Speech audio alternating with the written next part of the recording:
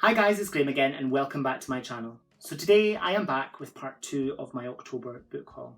I've got quite a few books to show you. I haven't counted them because I've made a habit of not counting them in the past and then completely messing it up. And so yeah, it's a surprise for both me and for you. The suspense. All of these books in this part of my book haul are either from charity shops or from secondhand online bookshops, bookstores, as such. So the first one that I saw was from a charity shop, and I thought, get that, because you really want to read this writer's work, but you find them intimidating. The two that I most want to read by this author are The Handmaid's Tale and The Testaments. It is, of course, Margaret Atwood, and this is Murder in the Dark. This is a collection of short stories and like prose poems. And what better way to see if you like a writer's work than to read something tiny by them. I love the sound of this. These short fictions and prose poems are beautifully bizarre. Bread can no longer be thought of as wholesome. Comforting loaves, the pretensions of the male chef, are subjected to a light roasting. A poisonous brew is concocted by cynical 5-year-olds, and knowing when to stop is of deadly importance in a game of murder in the dark. I just think that sounds so crazily brilliant, and I can't wait to get to it. The second one that I picked up, I don't usually have a good relationship with this genre, but this is the film adaptation of this is one of my husband's favourite movies of all time. I have tried to watch it on several occasions and I can't gel with it. I find it really difficult. But when I saw the book, I thought, well, if I read the book, the source material, it'll maybe give me a better understanding of what the film is trying to do. So yeah, Blade Runner by Philip K. Dick. And this was originally published as Do Androids Dream of Electric Sheep? And then obviously it was filmed as Blade Runner.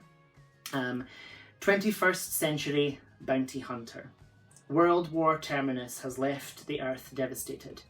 Through its ruins, bounty hunter Rick Deckard stalked in search of the renegade replicants who were his prey. When he wasn't retiring them with his laser weapon, he dreamed of owning a live animal, the ultimate status symbol in a world all but bereft of animal life. Then Rick got his chance, the assignment to kill 6 Nexus 6 targets for a huge reward. But in Deckard's world, things were never that simple, and his assignment quickly turned into a nightmare kaleidoscope of subterfuge and deceit, and the threat of death for the hunter rather than the hunted. It sounds really good, but like I say, science fiction isn't a genre that I get along with.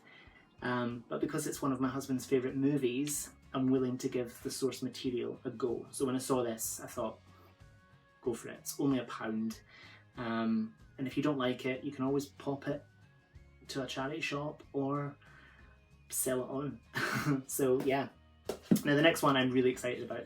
I cannot wait to get to this. I didn't even know this was a thing, and I'm embarrassed that I didn't. It's Mean Girls, a novel by Micol, Ostow, and it's based on the screenplay by Tina Fey. I just can't wait. I just can't wait to get to this. I'm not happy with the condition it was sent to me in. I was told that it was in like new condition. That's not like new. But anyway, I'll let that go. You know the story, or do you? Katie Heron grew up homeschooled in Africa, with scientist parents as her teachers, monkeys as her classmates, and the African plains as her playground. But when her family moves to the suburbs in Illinois, she finds herself a stranger in a strange land, high school. With no prior research to guide her, Katie's forced to figure out North Shore High all on her own. Suddenly, she finds herself sucked into girl world as a new member of the social elite dubbed the Plastics. Katie discovers that unlike the wild, girl world doesn't have any rules. Especially when you maybe, possibly, okay, definitely, have a giant crush on its ruthless leader's ex-boyfriend. Turns out, life in high school might be even more brutal than a showdown on the savannah. In Mean Girls, a novel, Katie's not the only one with something to say. Hear from Janice, Gretchen, Damien, Aaron, and yes, even Regina, in this fresh retelling which proves there's always another side to the story. I am so excited to get to this. I can't wait. I just love it. I just absolutely adore it. So the next one, I have had an edition of this before and I got rid of it. But a book that I will haul in the next part will give you an inkling as to why I picked this up. The edition that I had before was a paperback edition, and this is a beautiful hardcover which I picked up in a charity shop. And it's A Keeper by Graham Norton. I read Holding by Graham Norton, I think about maybe 2 years ago, I want to say, and I enjoyed it. It was very, very well written. I forget the in and outs of the plot, but I remember it being enjoyable and a fun read. And this just looks amazing as well. Sounds good too. The truth drifts out to sea, riding the waves out of sight, and then the tide turns. Elizabeth Keane returns to Ireland after her mother's death, intent only on intent only on wrapping up that dismal part of her life. There is nothing here for her. She wonders if there ever was. The house of her childhood is stuffed full of useless things, her mother's presence already fading, and perhaps, had she not found the small stash of letters, the truth would never have come to light. 40 years earlier, a young woman stumbles from a remote stone house, the night quiet, but for the tireless wind that circles her as she hurries further into the darkness, away from the cliffs and the sea. She has no sense of where she is going, only that she must keep on. This compelling new novel confirms Graham Norton's status as a fresh literary voice, bringing his clear-eyed understanding of human nature and its darkest flaws. I think that sounds absolutely incredible. And I don't know why I got rid of the paperback edition, but I did. Maybe because I was fated to have this gorgeous hardcover edition at some point, and here it is. So the next one, I saw this and I didn't even read the synopsis. When I saw the title, I had to have it. I hope this is a retelling of Wizard of Oz. It is Dorothy Must Die by Danielle Page, and I just love it. I absolutely adore it. Your mission: remove the Tin Woodman's heart, steal the Scarecrow's brain, take the lion's courage, and then Dorothy must die. Only you can make Oz a free land again.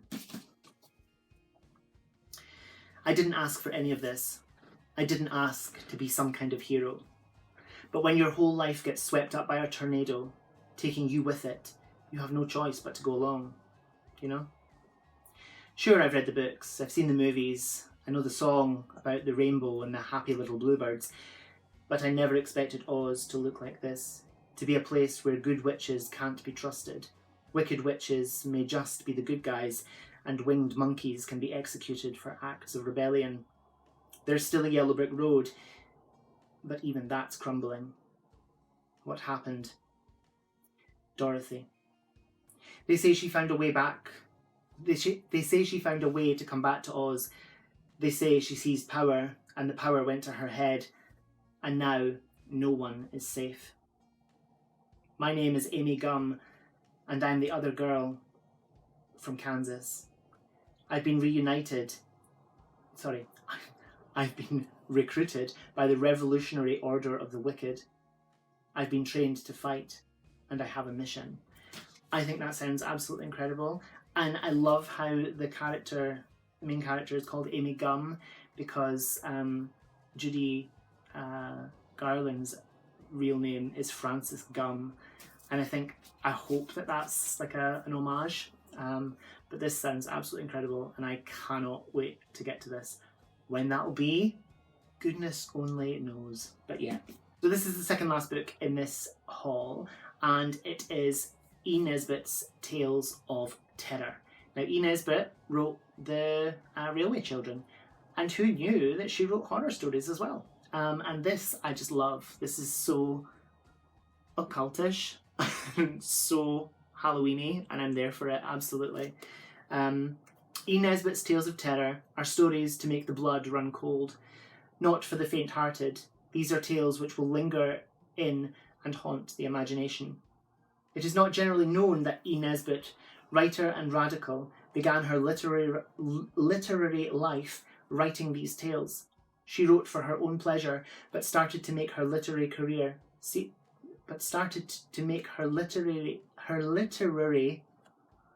One of these days, I will learn to read. But started to make her literary career seriously. To make her literary career seriously.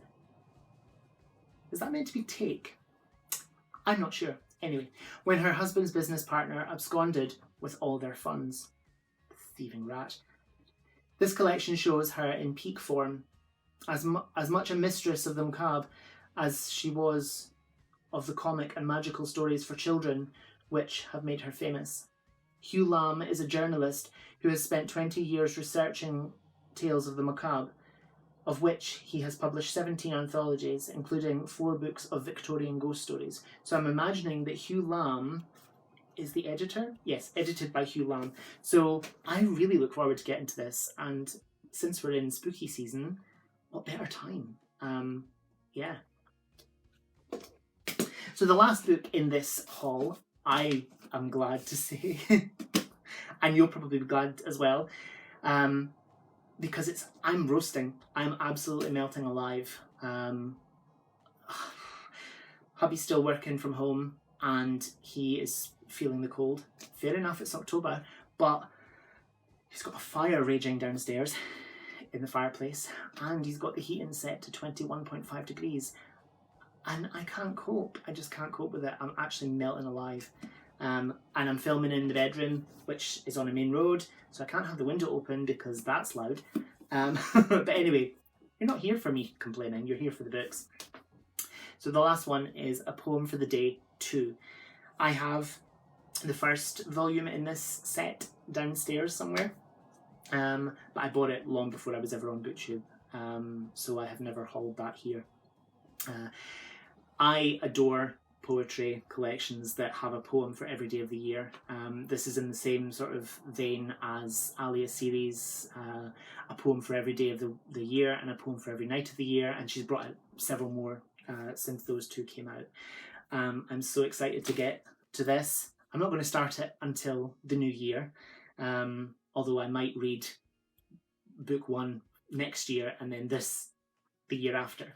Or I might read them in conjunction with one another. A collection of 366 poems, so they're taking into account the leap year, which 2020 is one.